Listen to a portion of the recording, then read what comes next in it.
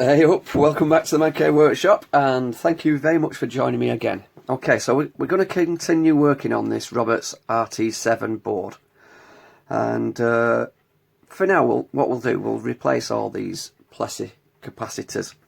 There's 1, 2, 3, 4, 5, 6, 7 to do. Usually I start with the most awkward one, but got plenty of time, so I'm just going to start this end of the board and work the way across.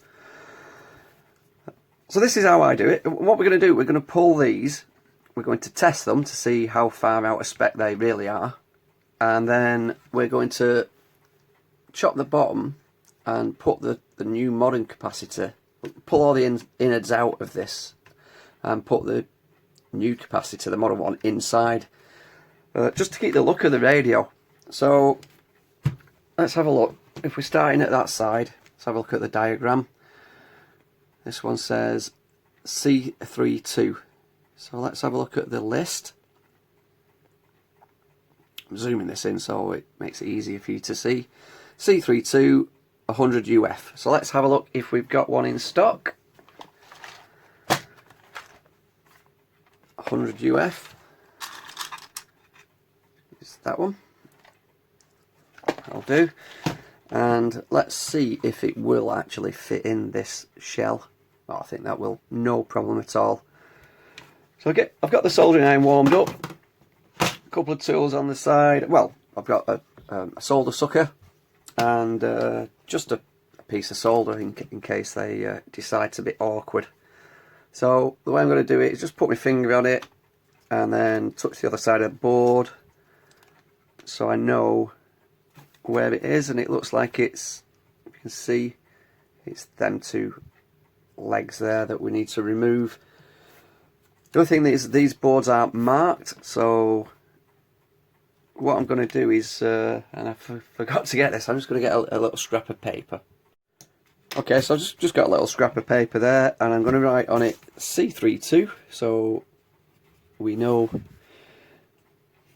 which capacitor it is. And I'm going to just put an arrow on this piece of paper saying dial face. I just write dial so I know that the dial face when I'm looking at the board is that way. Well, look, the positive is at the top, so I'll just do a little mark here and put plus. Can you see what I'm doing? And negative, so I know which way round the new capacitor goes in. So we've found where the legs are. Let's heat them up. And today I'm using the Antec soldering iron just for change. I do like that Weller one's very good. And I'm just going to heat up this. Let's get this ready. Heat up this solder and remove it.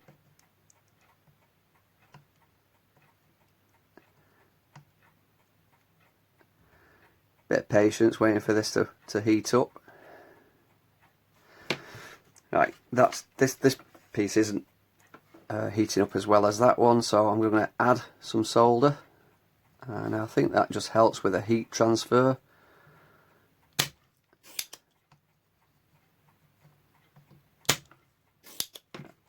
I'm going to get a little spiky tool I've got somewhere. Perhaps these will do these just to lift the leg a bit. There we go. Did we lift the tracer there? No, we didn't. It was just the shadow making it look like it had. Let's lift the leg there, and then let's see if we can't pull that Plessey cap out. That's as easy as it is to remove them. As long as you're patient, try not to put too much heat on the board, because all these little tracers, we don't want them lifting. And I'll go and get the, oh, let's have a look. Yes, it's correct to the diagram, it's 100 UF, so I'm going to get the tester now and put this on the tester and we'll have a look at it. Okay, I've got it on this tester. It doesn't show the, all it shows is the capacitance value, this tester. That's all. We know these are going to be leaky and dried up, but let's see what it reads. So it should be 100 UF and it is reading 124. I've seen better, I've seen worse.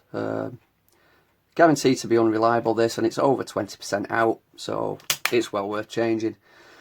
So what I'm going to do now to get the bottom off is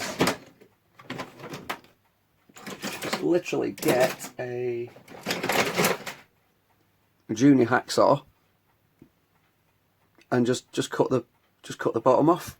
Right, I'll get off and do that, and then we'll pull out the innards and put the new capacitor inside there. Right, okay, let's get you in here so you can see it a bit more close up. I've got a few things ready to carry on with this Plessey.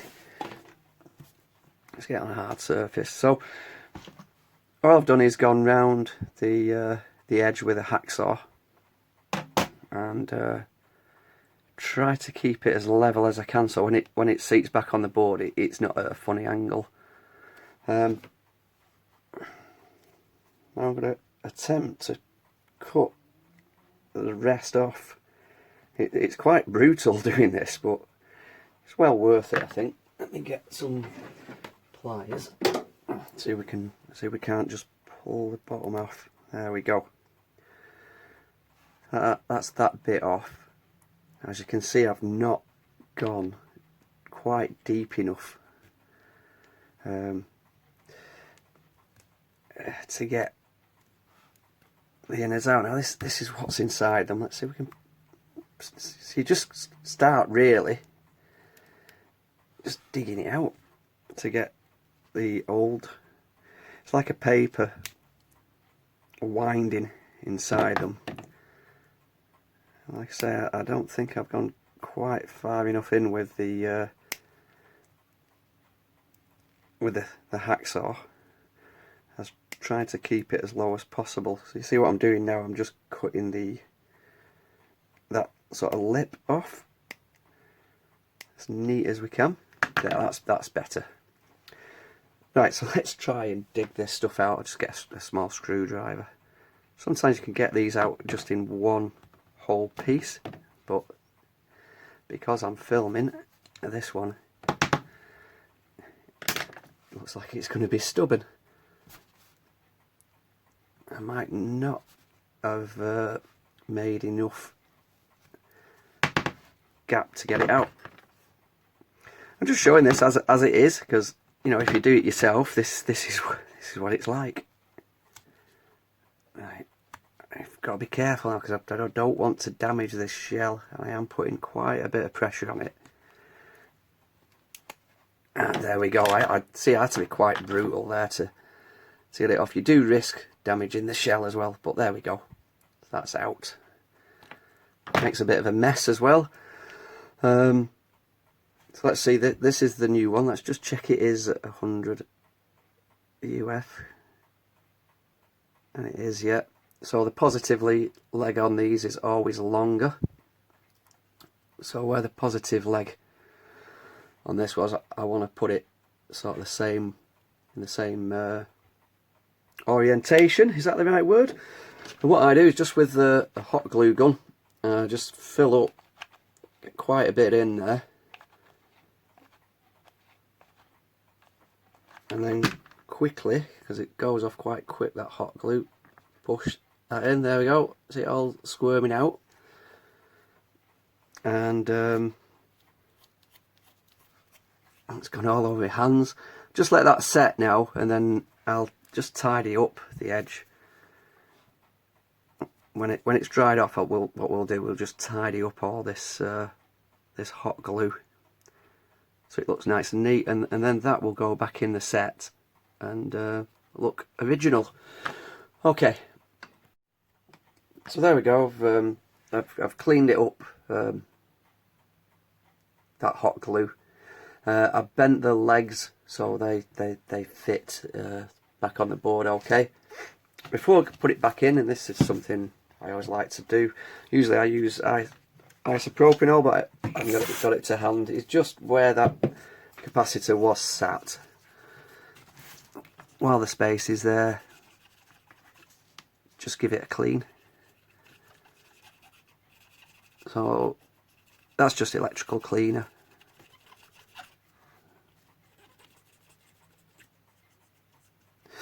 And if you start doing this, you'll notice when you've finished that you've got a nice clean board if you do that on every one. So let's see which way it went again. It said positive towards the dial face, which is that leg. Let's pop it in. So perhaps I've not bent them quite right, but I've just bent the legs as near as damn it. And sitting quite close to them output transistors. Perhaps I'll rebend these so it sits away from the output transistor. I'll just go and do that now. So there we go. I've just bent them the other way so it sits higher up on the board. So positive to positive. Yeah, that sits much better there on the board. Let's turn it over. Now, I used to bend the legs right over when putting the components back in, but I just try to bend them slightly now just to hold it. I think it'll just make it easier for if they're ever changed again to get them out. Let's rest it on there, and you can see the soldering going on. Get the soldering iron, and just being careful, nice and neat. You do have to get some solder on it.